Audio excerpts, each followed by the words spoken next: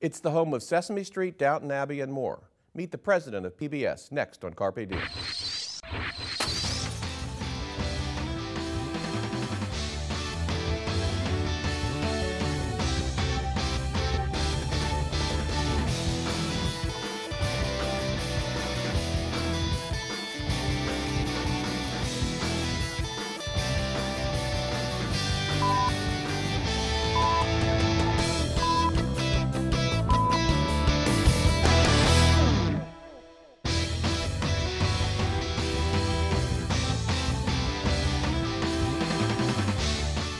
Welcome to Carpe Diem. I'm Merrill Brown, Director of the School of Communication and Media at Montclair State University.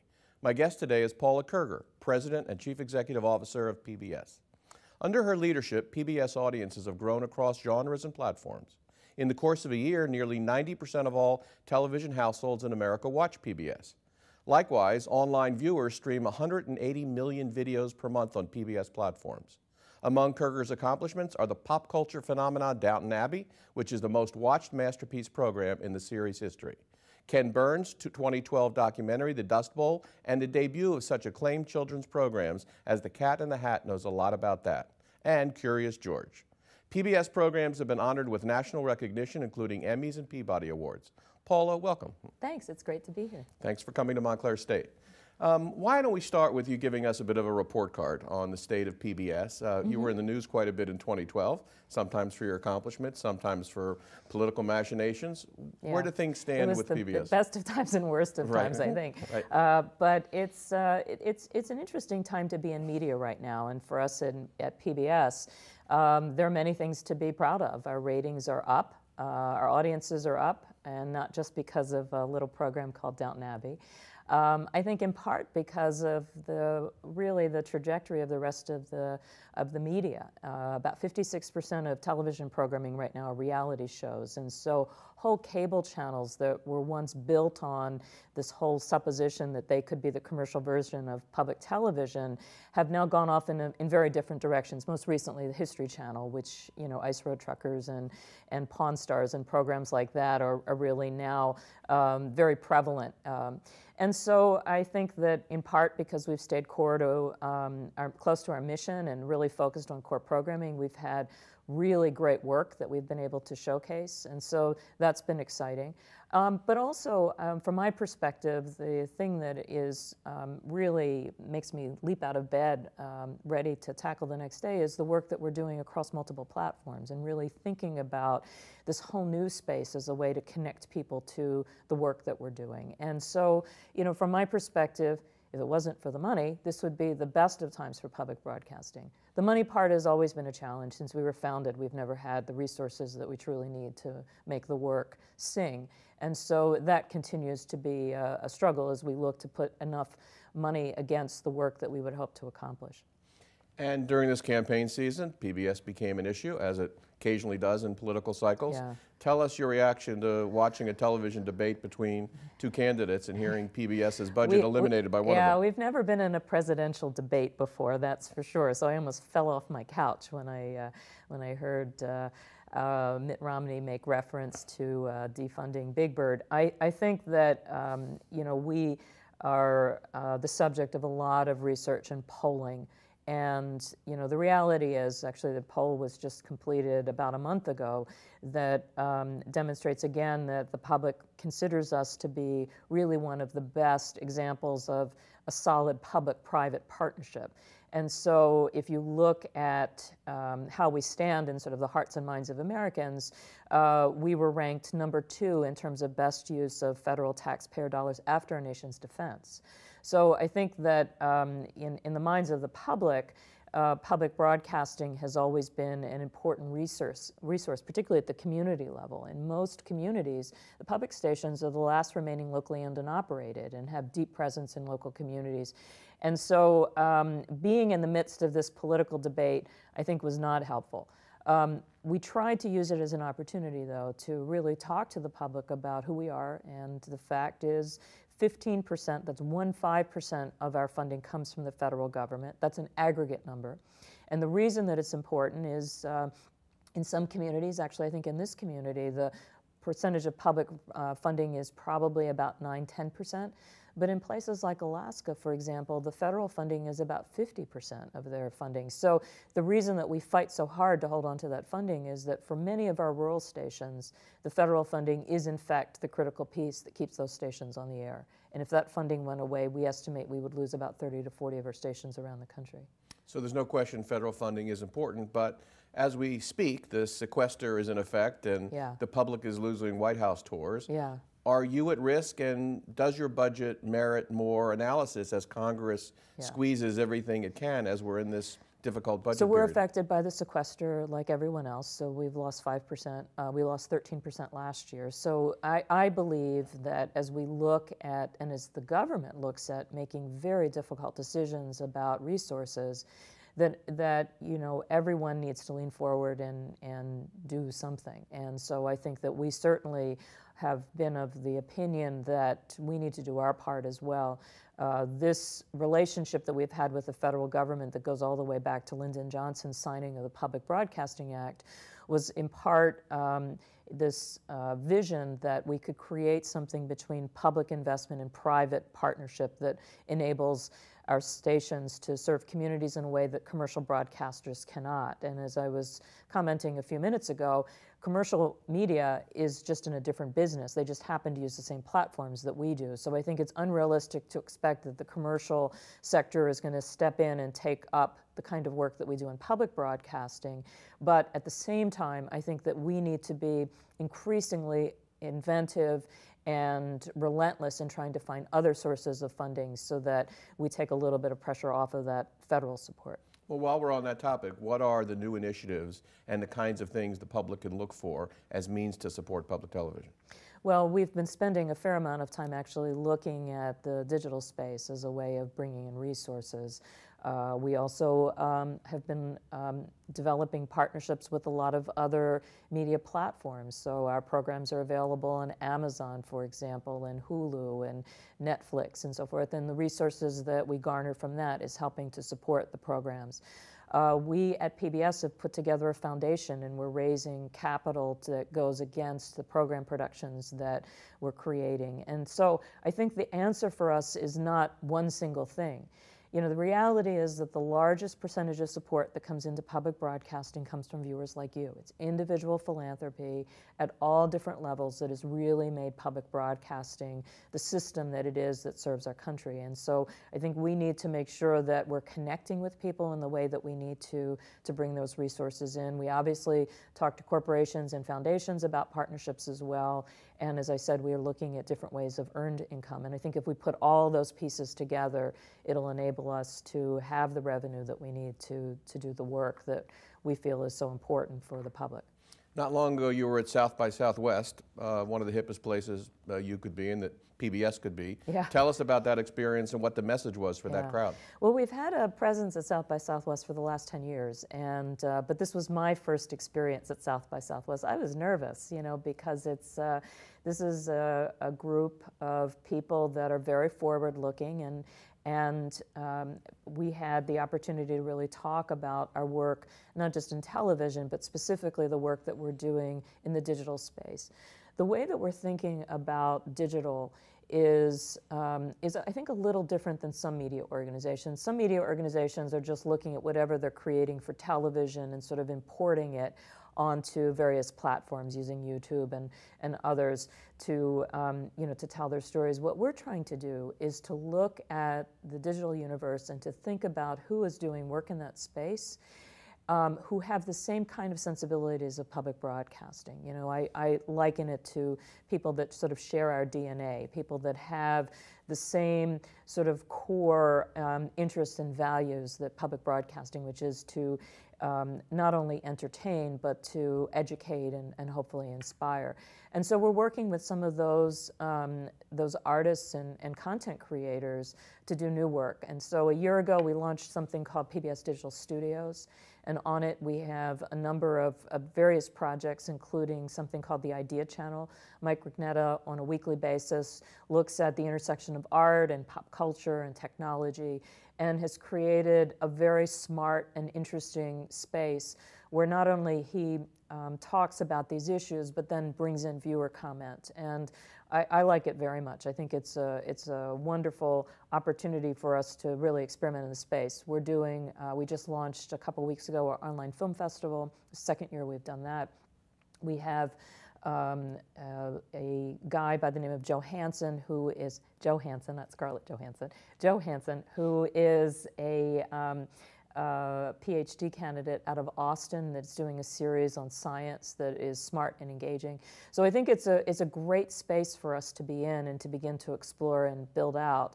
And so I talked to the folks at South by Southwest, and based on the Twitter, I killed it. So I think we're heading on a good trajectory. That's killed it in a good way. That's killed it in a good way. Okay, so I think we're on a good trajectory in terms of really thinking about how to use now all of these various media platforms to expand our storytelling. Because at the end of the day, it's really all about the story. Yes. Let's talk about kids for a minute. Obviously, kids programming is a core of what you do. Mm-hmm. Kids' viewing habits are changing dramatically. Right. Nickelodeon lost almost a quarter of its audience last year. Right. There's a bit of panic at Nickelodeon and the commercial kids channels because kids just don't sit down and watch television the way I did or you did in the same linear fashion. How is PBS dealing with the changes and how kids consume the content? Yeah. So as I look at all of our work, I think the biggest success has been in the kids space. So about, I don't know, 7 to 8 years ago, we started to look at our kids' content quite critically because, you know, there was a point when Sesame Street was created, Mr. Rogers, that we were sort of alone in that space for young children. And then as the years went by and you know, some of the cable channels started to crop up, suddenly we had a lot of competition and competition from media organizations with very deep pockets.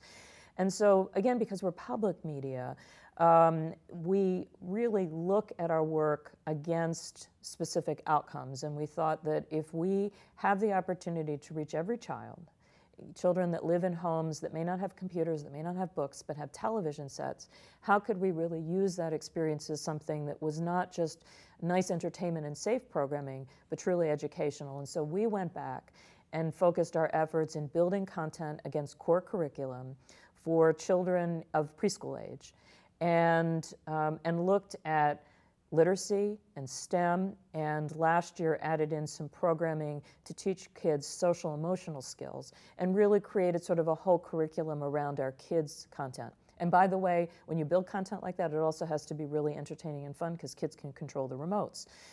As we started to really build out our work for television, we recognized that more children were starting to migrate to an online environment. And so we started to build content that also met the needs of kids by having linear video as well as games built in. And now when we create kids programming, we don't talk to a kids producer about just a television show. It has to be built out in a multimedia platform. We look very carefully at mobile because actually now more kids are watching video and playing games on mobile devices like smartphones and tablets than they are at computers. And so we now have the top 5 kids programs on television, so our kids audiences are up, and we're averaging 100 million streams of video per month of kids content, which puts us in the #1 slot. And so I think that we're in this space because we've thought quite carefully about how do you create really great, compelling content, and then how do you create content that is not just a way to entertain your children while you're out cleaning or making dinner, but really is giving them basic skills to enable them to be successful in school. And so parents are very interested in the work we're doing, and I think all of that has sort of come together to put us in a space that I think is quite extraordinary. Well, let's elaborate on that a little bit. Obviously, we're having a pretty substantial national discussion on education. Yes. And how we're falling behind by so many measurements. And that crosses demographic lines and affluence lines. I heard Michelle Rhee say the other day that even among the affluent of our country, we rank 23rd by most educational measures. What role does PBS play in trying to address that, and how do you integrate with educational institutions to address all this? So we spend a lot of time working with educators. Our content is actually created using panels of education experts, so which also makes us different than everyone else in terms of the way they think about the the work. So as I mentioned before, for early childhood, we're thinking about core curriculum so that, again, and we build our work, by the way, focused on low-income kids, because we figure if we can reach them with content that's going to make a difference, then we can reach all kids. And we focus on early childhood because, you know, there's a lot of work that shows that if kids aren't reading at grade level by the 3rd grade, chances are they won't graduate from high school. You know, they'll fall out of the system, they'll fall further and further behind. So we think if we can make a big impact in those early years, that's significant. But beyond that, we have been involved in a project called Learning Media, which is to take the assets of public broadcasting and frankly other organizations, build it against curriculum by grade level, by state, and distribute via broadband video, interactives, digitized objects, and putting them in the hands of teachers in a way that makes it very easy for them to use in the classroom. So a teacher usually doesn't want a half-an-hour video, even if it's on a compelling subject that they're teaching, because it just doesn't fit in their day. But if we can draw it against the standards that they're mandated to teach, and we can give them really interesting and compelling short video segments, 3 to 5 minutes, they find that really helpful, and it enlivens the education process. And so many kids are just surrounded by media. Then they get into the classroom, and in a lot of classrooms they're still sitting, like you and I were taught, with the rows of desks nicely lined up and the chalkboard in the front. And this just gives them a tool that just brings everything to life. So think about if you're teaching the Civil War. You can go through the textbooks, or you can pull out a short clip from Ken Burns' documentary that just visually brings it all to life for kids. And so we think that that is, I think, an extraordinary tool that will help teachers, you know, get kids excited about learning. Terrific. You also have a presence in news, obviously, and you're in a crowded, difficult news environment. The cable networks all have their ideological game they play. The broadcast networks, the commercial ones, are struggling. How do you see PBS's role in that competitive environment? Well, there are a couple things that I think we can contribute. One is investigative journalism, which has really dried up everywhere, both in broadcast as well. If you look at print journalism, a lot of newspapers that have made cutbacks, they've made cutbacks in that area. It's difficult to put resources against a team that may be covering a subject for months and may or may not come back with a compelling story.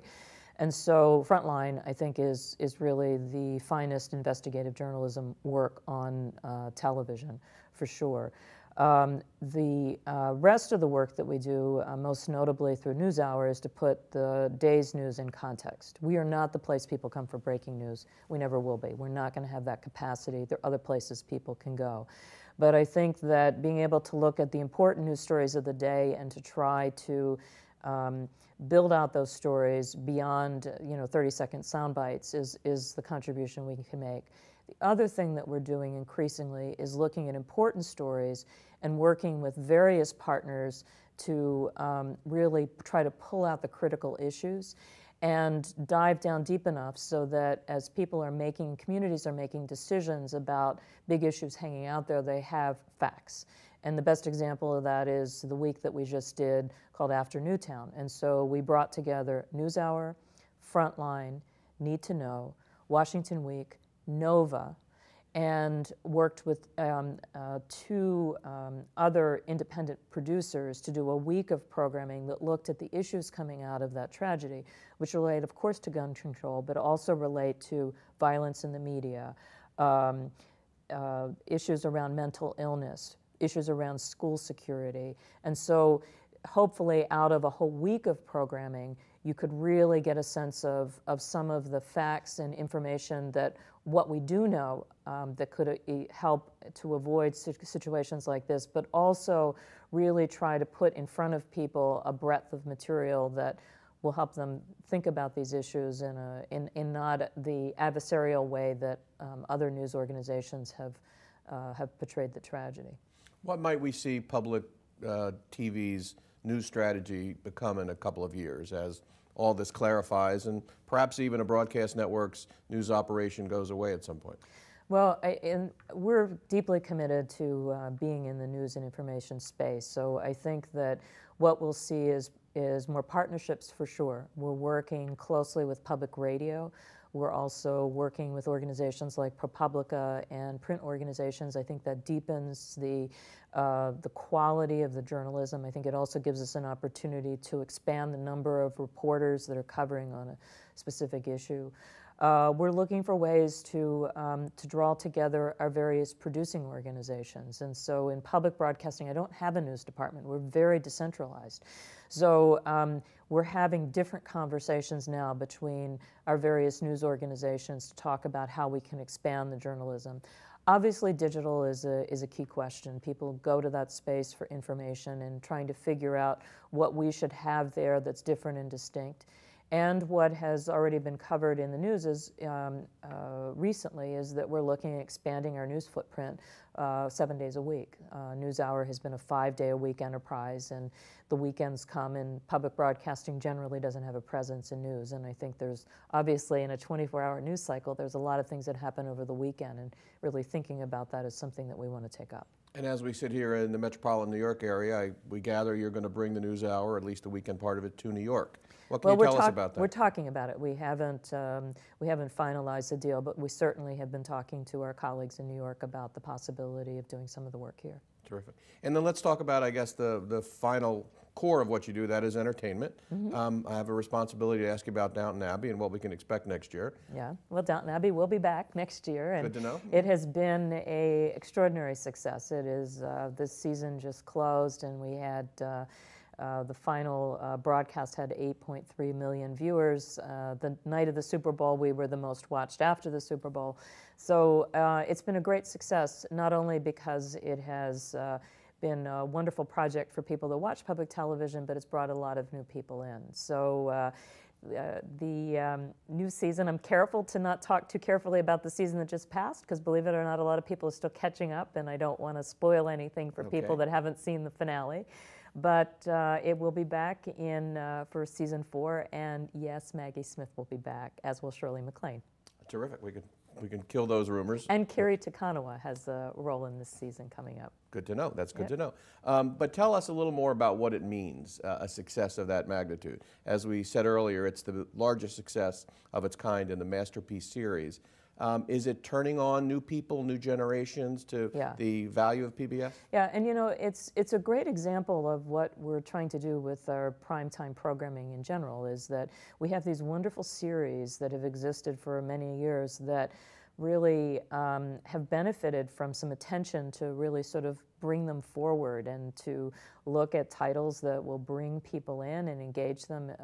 Downton Abbey is successful because it is beautifully produced. Such care is taken with the costumes, and obviously it's shot at Highclere. At least the upstairs part of Downton Abbey is shot at Highclere Castle. It is beautifully cast, and the characters are compelling. But it is one of a series of projects. The Sherlock with Benedict Cumberbatch has been hugely successful. We brought in another drama series called The Midwife, which has just started up its 2nd season. It's done extremely well. We have a new series called Mr. Selfridge, which is based on the founder of Selfridge's department store in London, starring Jeremy Piven in a role that's quite new and different for him. We have a series, Bletchley Circle, which is a mystery, which is really compelling. So we're putting a lot of energy and attention into bringing stories forward that we think will have a broader audience.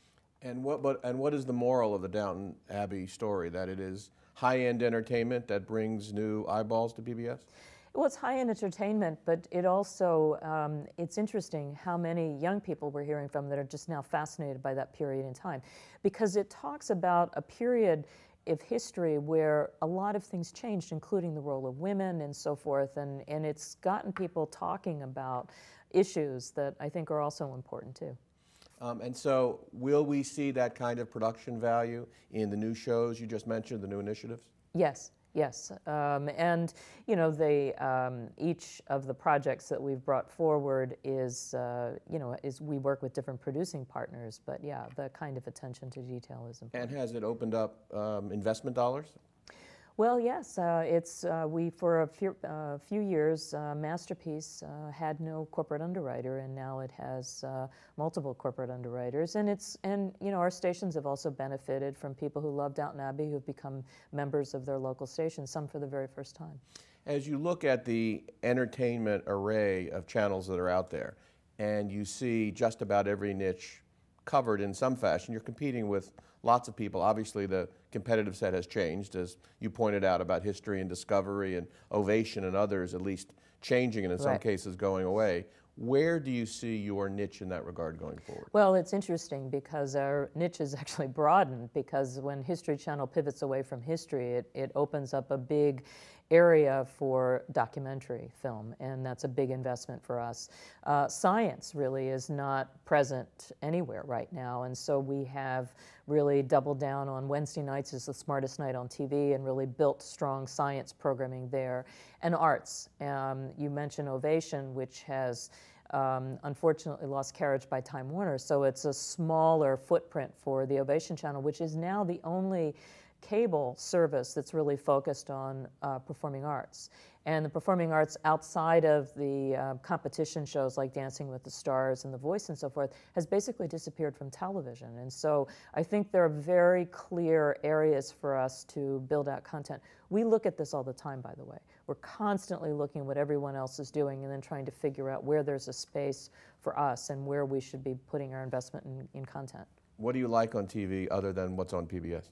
Well, my favorite series has been Homeland, which I think has a lot of similarities to Downton in the fact that really compelling characters and extraordinarily well produced. So that's my number one. So I'm waiting for that to come back. I like Mad Men. I tend to like the longer, serial pieces. Well, our tastes in television are similar, and hopefully we'll get a chance to explore that during your day here at Montclair State. Thanks a lot for coming. It's great having you here. It's been great being here. For more information on this or any edition of Carpe Diem, contact us at carpediem@mail.montclair.edu or call 973-655-5158. I'm Merrill Brown. From all of us at Montclair State University, thanks for watching Carpe Diem.